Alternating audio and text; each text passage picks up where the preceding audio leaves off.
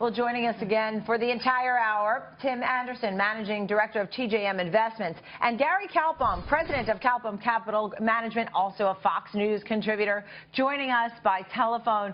Gary, we've already seen some selling over the last hour. I just saw that J.P. Morgan, you can call them late to the game, and probably everybody's going to do this, is across the board now cutting price targets on Morgan Stanley, SOC, Societe Generale, Commerce Bank, all the foreign banks. Everybody's running out and trying to cut their targets. Because why? Because they're nervous about what happens going forward. Well, imagine if you're a 3M or an IBM doing a lot of business across the pond, and all of a sudden the currency's down 10%. You really can't, as a business, plan for the future, which means your business not necessarily stalls, but maybe you're not hiring, and then you get into somewhat of a vicious cycle, which means earnings possibly go down. And you got to remember, this Article 50, they came out with that in order for you not to get out of the EU. They made it tough, not only to do it, but also go through the negotiation part. And Ashley said it best. There's going to be massive uncertainty going forward, and uncertainty breeds bad stock price action, especially in a market that I think somewhat on the late stage side. The whole year earnings are down and sales are down, so I think we're going to go through the soup for a little bit of time here.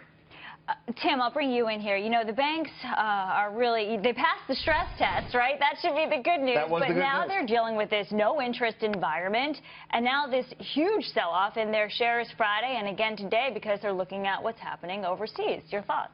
Well, much more so in the European banks than the U.S. banks. I mean, now the U.S. banks, one big question will be, you know, when the U.K. leaves the EU, will they keep their European headquarters in London?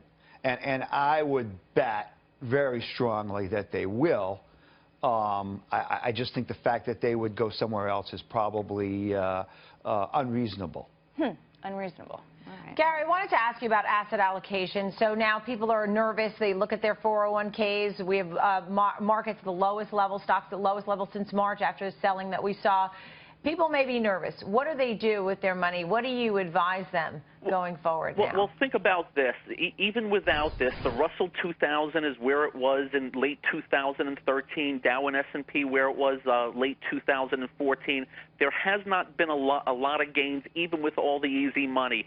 There is nothing wrong with being defensive while we go through this. Even before this happened Friday, the strongest stocks in the market were utilities, food, drug, beverage, tobaccos, and the like. Those are the most defensive areas in the market, telling you that risk is, you know, people are taking money off of the risk parameter. So I don't think there's anything wrong with it, and I think you got to go slow right now. This is real. This is not something. This is not fantasy land. It's actually happening, and I can promise you there are going to be a lot of meetings in the next few weeks of other countries potentially doing the same. Right. And if more dominoes fall, I think there's going to be more pain. Just on forget whether fundamentally it should happen.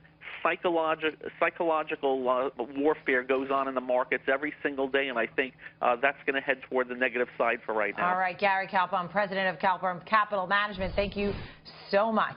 And Tim Anderson, who's joining us for the whole hour. So we'll continue.